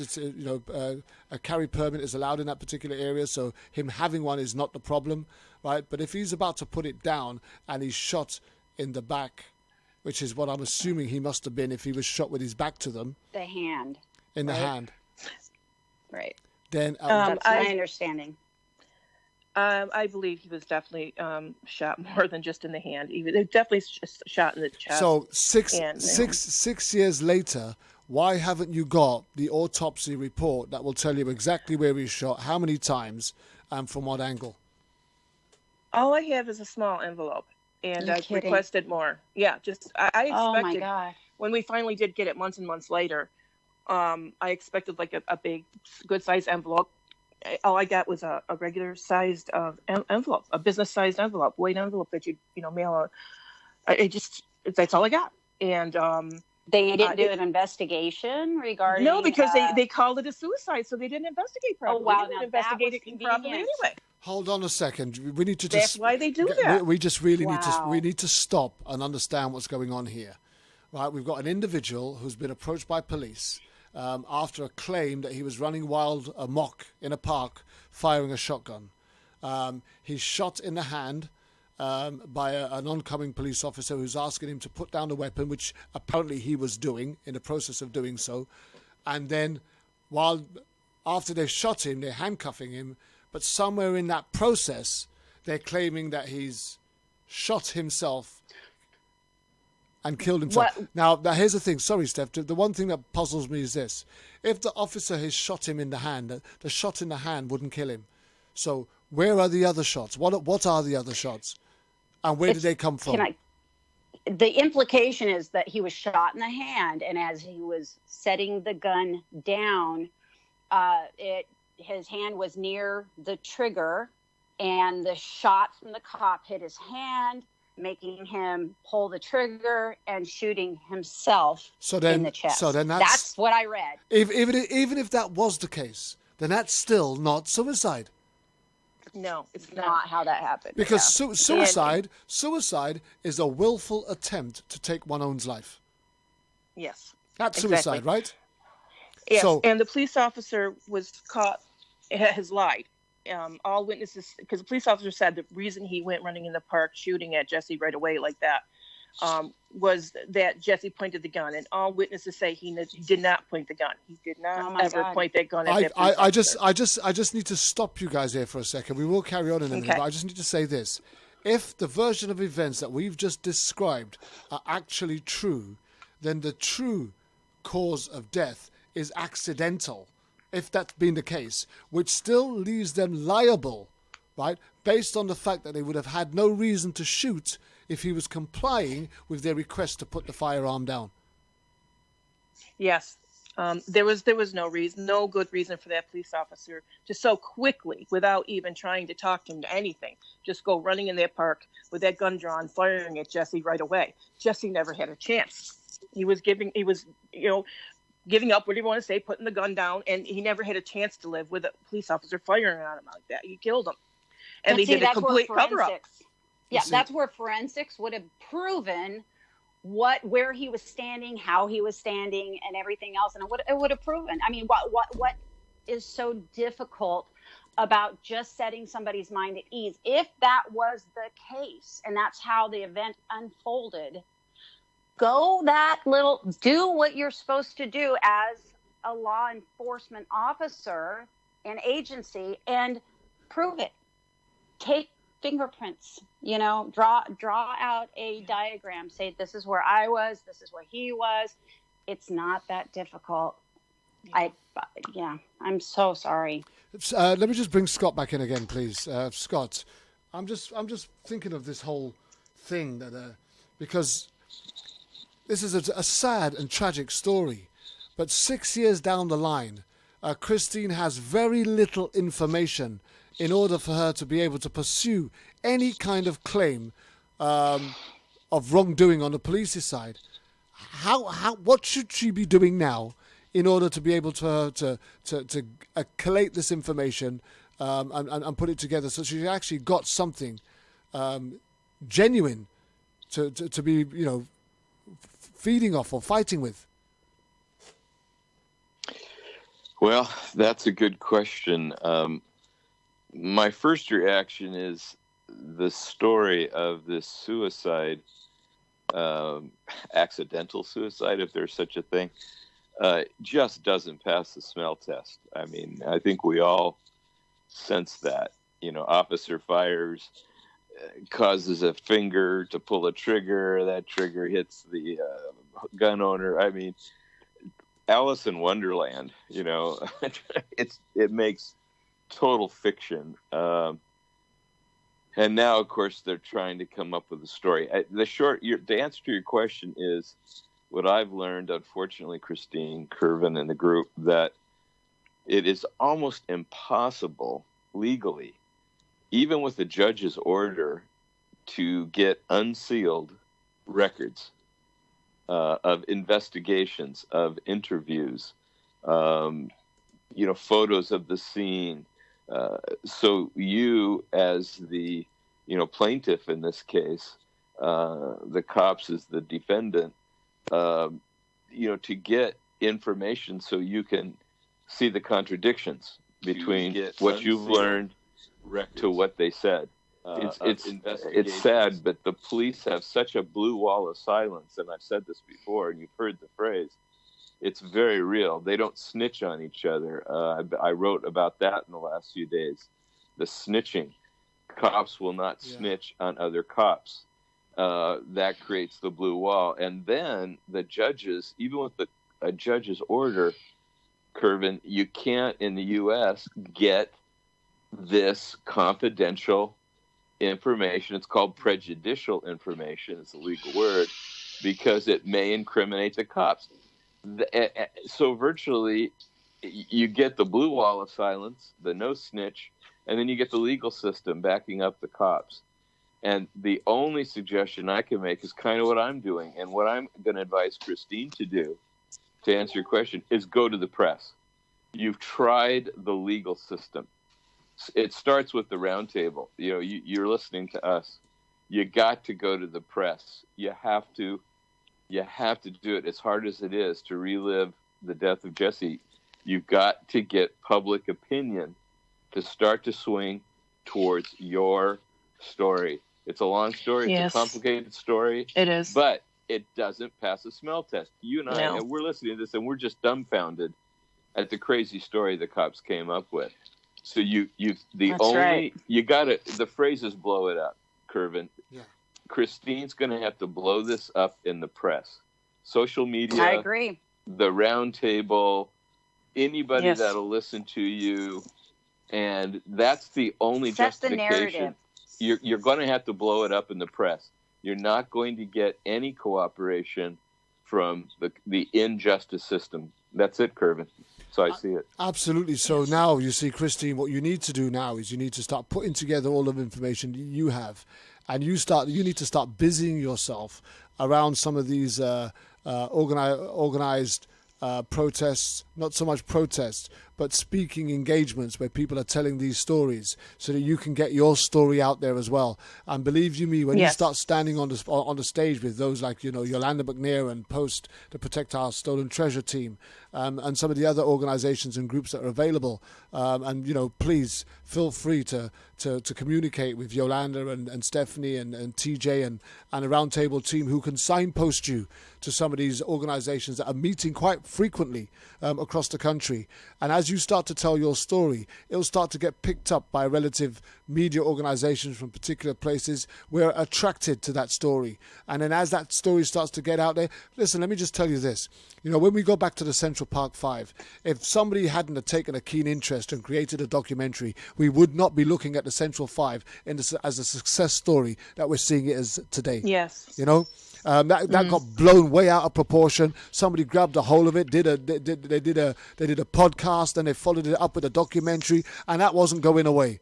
Now you've got people resigning, being fired, and all sorts of recriminations coming up because people didn't allow it to go away.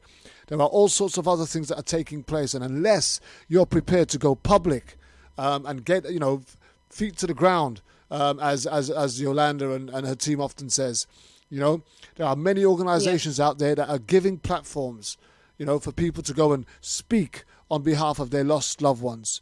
You need to start taking up those opportunities and making your story public, right? Get a local press organization that is interested, find a journalist that would be keen to listen to your story and publish it with the integrity that you give it to them with, in the hope that people will be able to see the truth behind the lies. And that's when you start to give it, because you see, unless you start getting people in your own community to start standing behind you, it's a lot harder to start getting people outside.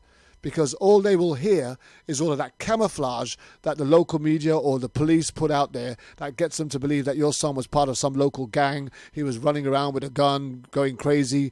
And that version of events that we're listening to, which is all muffled and confused, is what they'll be getting. And in their opinion, well, if he was out there with a gun in the park, there's kids playing. If my kid was out there, I'd want the police to take him out kind of mentality. You need to be able to... with the momentum of the media support going behind you, you're going to be able to start exposing them. Because, again, somebody else said it right there, right? If they were telling the truth, Why wouldn't they release all of this information? Why wouldn't they make it readily available if they were telling the truth? If the evidence that they've collected verifies their story, why wouldn't they be releasing it? Why wouldn't they be making it available? If the forensics supports the fact that he's got fingerprints or gunpowder around him, why wouldn't they make that available? Why wouldn't they release that? Because all of these things would then support their claim that he was firing a gun, B, that they had to take him out because he was about to shoot somebody, either himself or somebody else, right? So the bottom line is the only reason you're not getting any information is somebody has got something to hide. Oh, yes. Yes. It's been that way all along. It's been very difficult for us.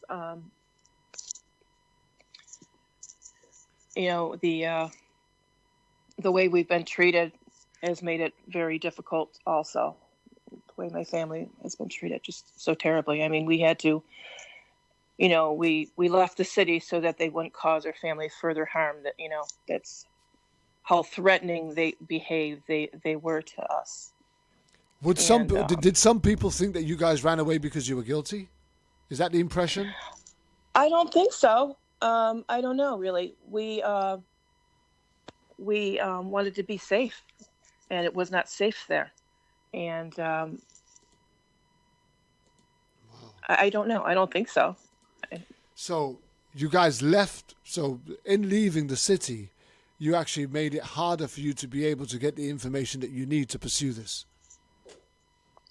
We left. It was about 6-7 months after, and we also just didn't want.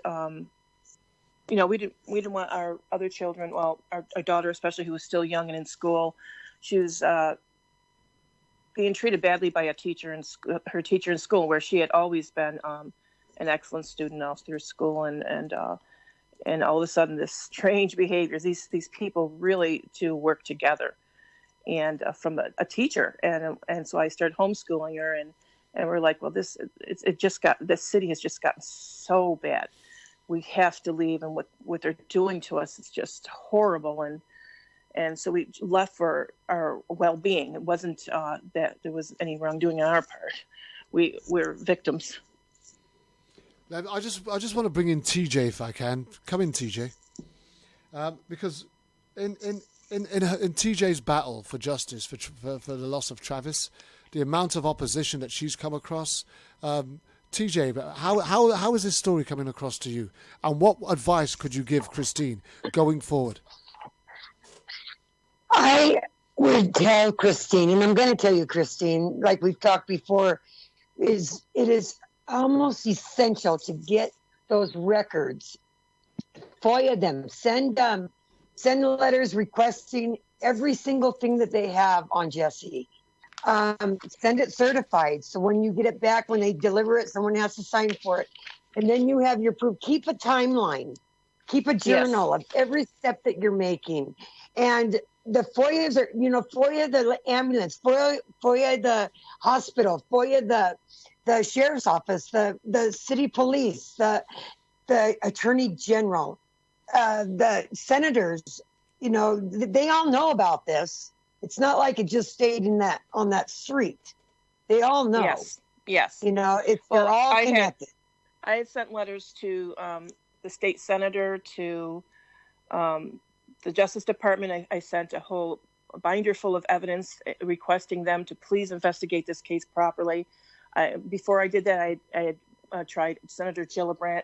I really need. What was their response to you? They're just they went with what the police story was, and that was that. And this was 2013. Well, they can still send you the information, and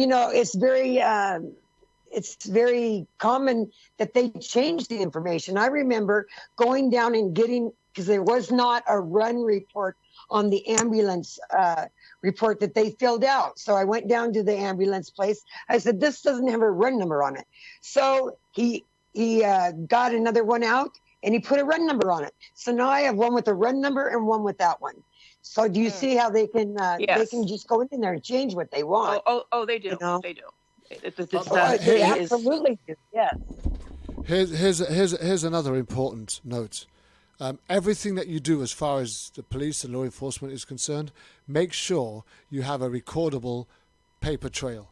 So in other words, whatever you send to them, send out by request on email, so that you've got the email that you send, and you've also got a copy of email that they respond with. And if they don't respond, at least you've got the fact, you've got the evidence that they didn't respond. But you know, it's easy to print off every email that you've sent.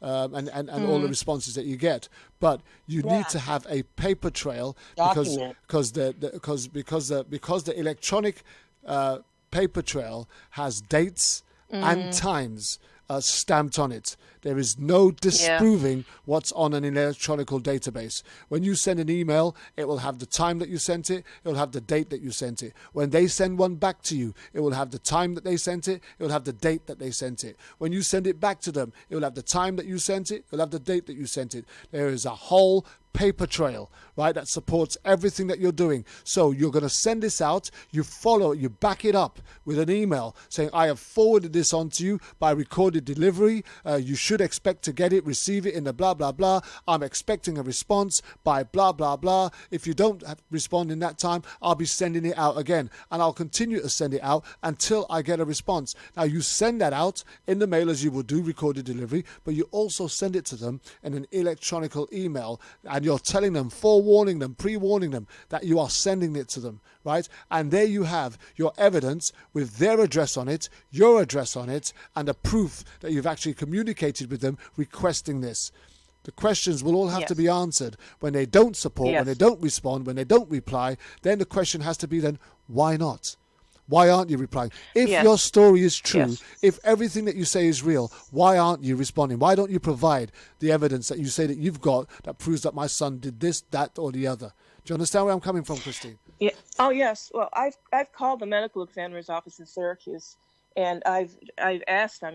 I want the mode of death that they put down changed. It was not a suicide. That was a homicide. And I've left messages. It's supposed to go to the right person and whatever. I never hear back. Here's the thing. At this moment in time, my advice to you is, at the very least, based on everything that's been said, at the very least it's accidental death, if not murder. But if you only have it on murder at the minute, you might not get the response that you want. If you can get them to move from suicide to accidental death, then the question, a whole can of worms opens up. Because if it was accidental death, then what was it that he was doing that threatened you so much, that made you feel the need to have to shoot him in the hand, if he wasn't trying to harm himself or someone else? Do you understand where I'm coming from? He never threatened anyone. Nothing Kristine, like that. We know that. But what we have to try and verify is, why did they feel the need?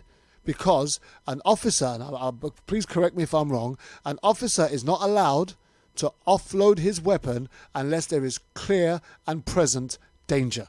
Is that not correct? That's correct. But so therefore, if he's got his back to the officer, right, and they're prepared to call it accidental death, then the next question has to be then, if this was accidental, what was it that he was doing that prompted you to want to fire a shot at him in the first place? Yeah.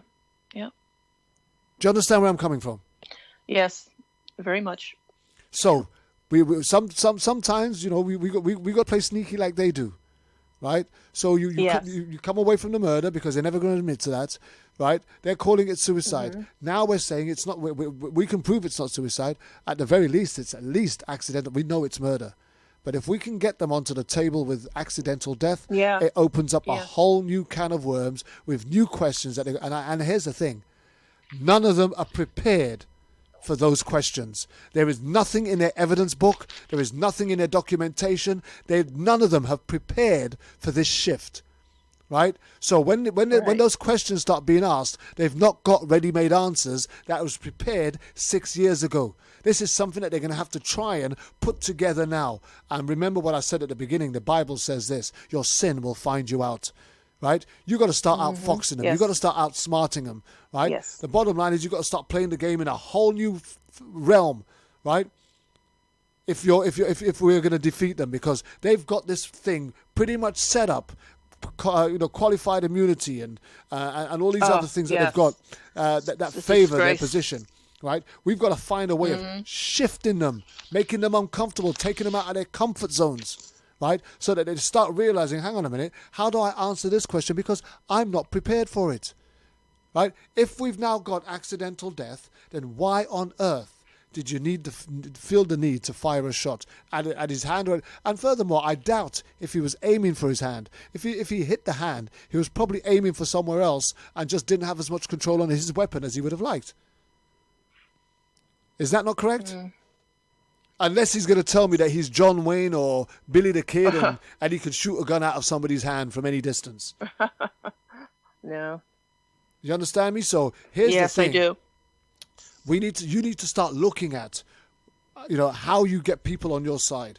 How are you going to get the media on your side, right? How are you going to get your story out there? You need to speak to people like, Yolanda McNair, and Donna Trezese actually says that she has a lawyer that she can put you in touch with. I don't know if you know Donna Trezese. She's another friend of ours. Oh, yes. Yes, I do. Okay. Through Facebook. Okay, then speak with Donna, because Donna says that she's got a lawyer she can put your way that has the media connection to support with it, right?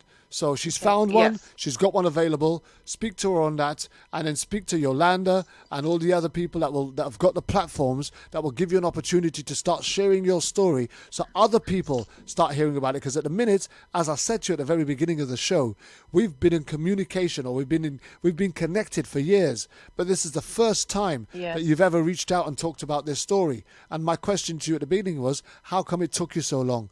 Because with or without the evidence that you were waiting for, we should have done this a long time ago. This is one huge story, and this is a few. There's a whole pile of questions here that need answering, and you could have done with all of the support that you could have got, giving this a public profile, so that they wouldn't have the comfortability of being able to hide behind their lies. Oh yes, I agree. I've just got on my soapbox. I've been on one. So somebody come and set me free. Stephanie, let's bring Stephanie in. I will say something. I want to say, well, you know what? Here's what happens is the families are stuck at that point because they're having to deal with this grief that came out of nowhere. Overwhelming.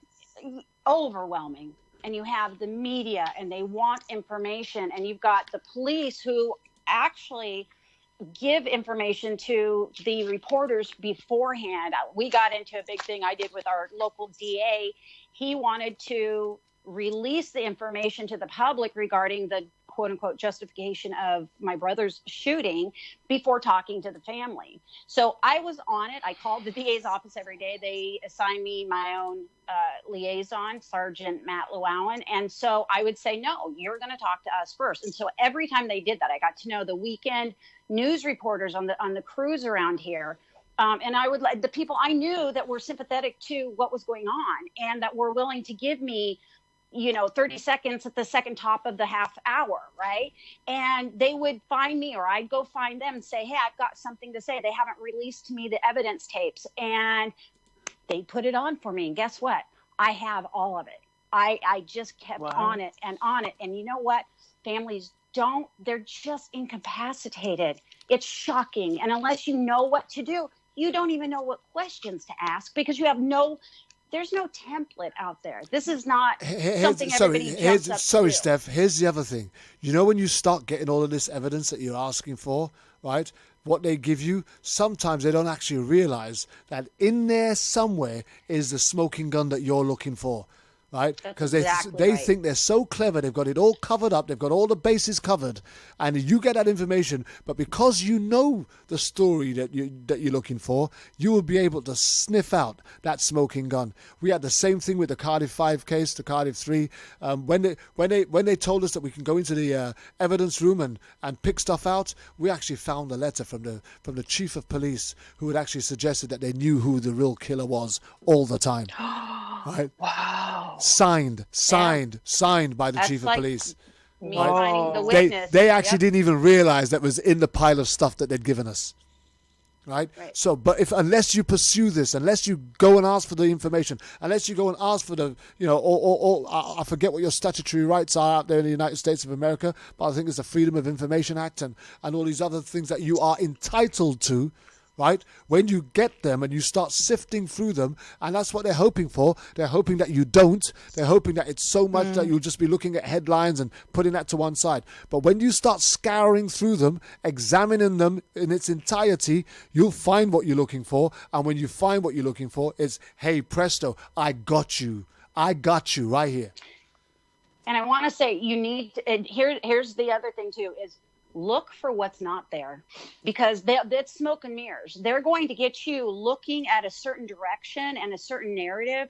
But if you take the situation and the evidence that's placed there that you have, the actual facts, yes, and run through any kind of alternative idea that could happen. That's what we did. And we found witnesses, they hid information. It's just unreal, but it was completely different from what we had been led to believe had happened. Yes. And now we can prove it. And we're going to. A lot of families have not or do not get that opportunity because you're snowballed. You're like thrown into this, and there's no justification for it. So, do you know, they silenced witnesses. They did a very, very aggressive campaign of silencing people, intimidating people, scaring people by stalking them, sitting outside their house, following them, doing all those sorts of things that they had been doing to us because Jory had been named as a witness in a police brutality case. I mean, you guys had to move. And I mean, we did for our well-being. We certainly did. What your family was put through was nightmare. And the bottom line, the fact that you guys had to pack, and you lot were homeowners, right? Yes, we were. We owned both our homes. We had to leave it all. We had to, just for our safety. Pack up and leave everything that you had. Pack up and leave everything that you had and start again.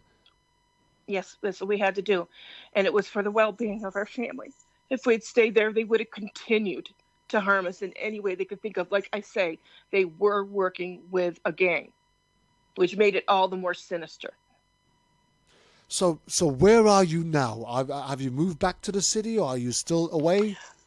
We're away. We're 4 hours away, and we have established a home here where it's very beautiful, very nice up here in the northern New York state, near the Canadian border. It's near the Vermont border. We're near Burlington. You take a ferry to Burlington over the Lake Champlain, and it's just a very, very nice area to live in. And people are much friendlier, much nicer.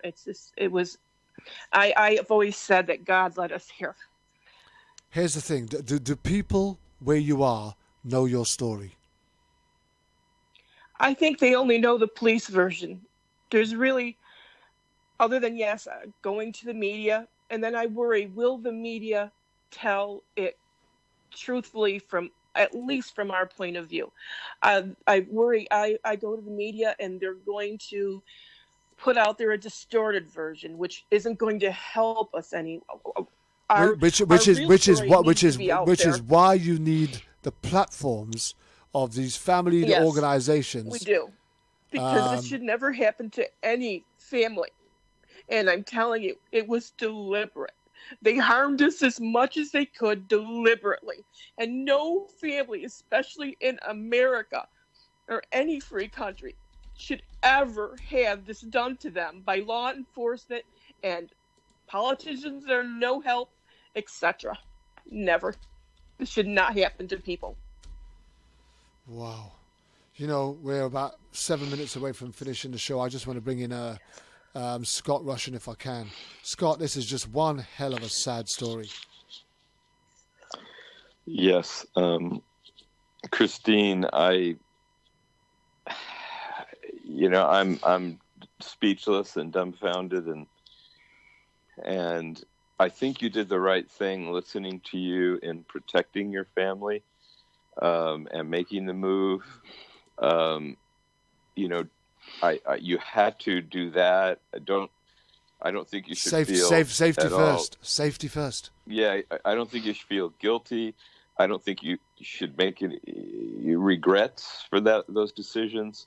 I think Jessie would want you to be protected. I think he would in your heart. Oh yes, he was very protective. I feel that he's a protective angel. Now that he is an angel, he's a protective angel. I agree, and I think that's the thought. You have to see things through Jessie's eyes, and he would want you to seek justice for him. He would. To stop the corruption that you have. Oh yes. You scratched the surface, and I think you've heard the names, but we've all kind of scratched the surface, and we don't like what we found underneath. We found more corruption underneath. But I think Jessie, just like my son Tyler, good kids, nice young men, but nevertheless, they would want to right a wrong. I can sense that with Jessie. He would want you to do what you're doing, and his spirit is there. He is like that. His spirit. So you did the right thing. You can't beat yourself up for that, and the stigma of people saying, well, cops just don't kill people, Kristine. I mean, Jessie must have done something.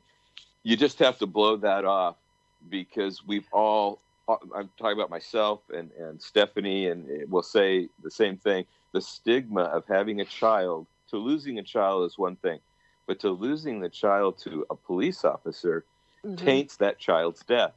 It puts a smear on the family and on the deceased, that we have raised police up so much in this country, wrongly, unfortunately, raised them that they could do no wrong. We all know that they're human beings, as Yolanda will say. There's nothing special because they have a gun, a badge, and a uniform. So I guess I'll wrap it up, Kurt, by saying, Kristine, Jessie would want you to do what you're doing. Thank you very much, yes, Scott. Definitely. Listen, we've only got a couple of minutes left. You got a quick bit that you want to add there, Steph? Oh, well, Scott put that very well. I think the media and going through, I was just listening, and so I really don't have anything to say. I get a little bit caught up in the story and the emotion of the moment of what's happening to families. I've just been so moved with passion and compassion on this story today. It really hurts. It breaks me to hear what she's had to go through. I just want to thank all of you for joining us. We've only got about 3 minutes left. I want to thank you all for joining us on Issues Today. I want to thank you, especially Scott and Stephanie, for supporting Kristine on this particular day. We've seen just how difficult it was for her, how emotional she got. I want to thank you guys for supporting her. I'm going to get TJ to just round us up in a minute. But I just want to thank you also, Kristine, and tell you that we are now your family, and thank you so much. Yes, Kristine. We're never going to be far from you, and if you need additional support in getting your story out there, whenever, but there'll always be another spot available for you. We can always update on any information that you might want to bring. But again, I just want to thank you for trusting us to share your story, and we'll just bring in TJ just to round us up here. Come in, TJ. Well, it looks like she's not able to be on here. She got knocked out, I think, sort of like you did earlier, Kervin. Wow. So I apologize for that. Yeah, I just saw the message there. Yeah, I've just seen it.